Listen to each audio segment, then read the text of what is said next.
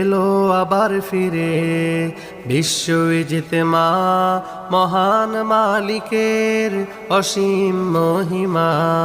এলো আবার ফিরে বিশ্ব ইজতেমা, মহান মালিকের অসীম মহিমা।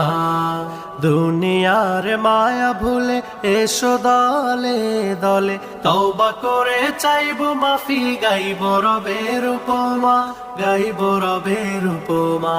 কোরআন হাদিসের শুনবো বয়ান, আল্লাহর জমিনে আল্লাহর শান।